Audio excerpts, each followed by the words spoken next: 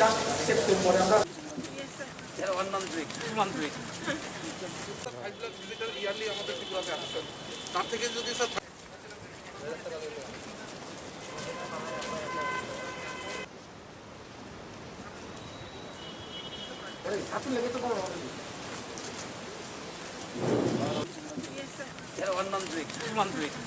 শুরু হয় 2013 সালে, না 13 সালে। আর কিন্তু কাজটা প্রায় বন্ধ হয়ে যায় 17তে। আমরা আবার এটা টেক আপ করি এবং এক্সিবিটের জন্য টাকা নিয়ে আসি দিল্লি থেকে। এটা কমপ্লিট করার জন্য টাকা পয়সা নিয়ে ব্যবস্থা করেছি আমরা দিল্লি থেকে।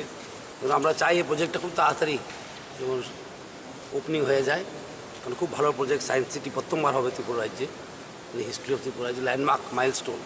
2013তে এটা শুরু হয়ে 2014তে কাম শুরু করেছিল বিগত সরকার, কিন্তু কামগুলি প্রায় থেমে গেছিলো। ওয়ান্ট অফ ফান্ডস, কিছু বটলনেক্স তৈরি করে না।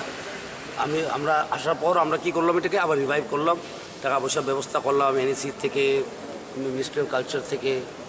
এটা 80 কোটি টাকার প্রজেক্ট, এক্সিবিট আর কনস্ট্রাকশন নিয়ে। আর 174 কোটি টাকা আরও আমরা পাচ্ছি সেকেন্ড ফেজে মিনিস্ট্রি অফ কালচার, সেটা আমরা সরকার করেছি আমরা এটা ব্যবস্থা।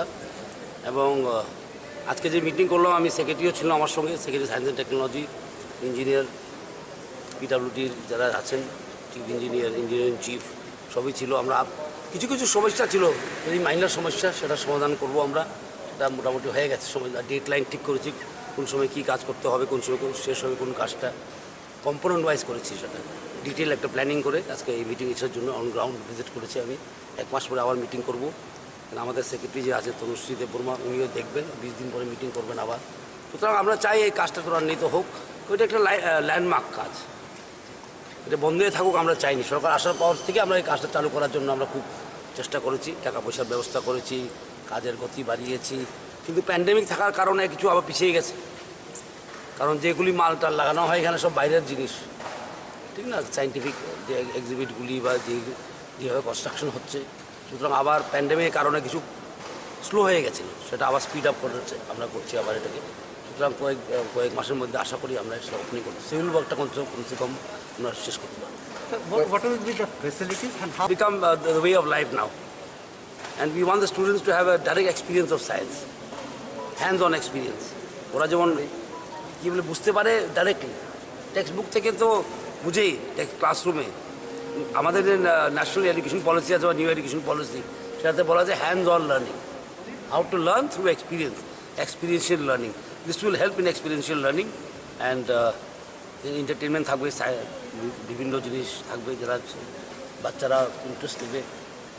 হ্যান্ডস অন এক্সপিরিয়েন্সের জন্য এটা করা হয়েছে। এবং স্কুল ছাত্রছাত্রী, কলেজ ছাত্রছাত্রী যারা গবেষণা করে, ওরা ওখানে সায়েন্স পার্কও হবে একটা। এটা বিরাট একটা actually project, scientific project in Tripura, first time in history of Tripura, huge scientific project. Cultural আমরা করি, কারণ সংস্কৃতি প্রিয় লোক আমরা। নজরুল কলাক্ষেত্র আছে, কি না, ললিত কলা একাডেমি এসছে আমরা আসার পরে। সুতরাং এখানে চাই একটা সায়েন্সেরও যেমন, কারণ সায়েন্টিফিক টেম্পার যেমন ডেভেলপ করতে লোক পারে, সেটার জন্য এইসব করা হয়। মোটামুটি আনুমানিক তারপরে এক্সিবিটগুলি আমি টেন্ডার করতে বলে দিয়েছি। আমরা খুব শীঘ্রই দেখি কী হয়। অন প্যান্ডেমিকের ব্যাপার, আগে থেকে কথা বলা যায় না, সব কথা, ঠিক না, পরিস্থিতি কী হয়। লেগে গেল, এতে প্রাইস এক্সকালেট কতটুকু পড়েছে? হ্যাঁ, এটা তো মুশকিল। তাই বলছিলাম, আমি বলতে চাইনি, আপনি প্রশ্ন করেছেন তাই বলতে হলো আমাকে।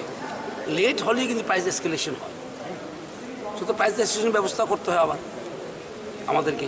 এসব করে আমরা কাজটা আবার ত্বরান্বিত করার চেষ্টা করছি। Thank you.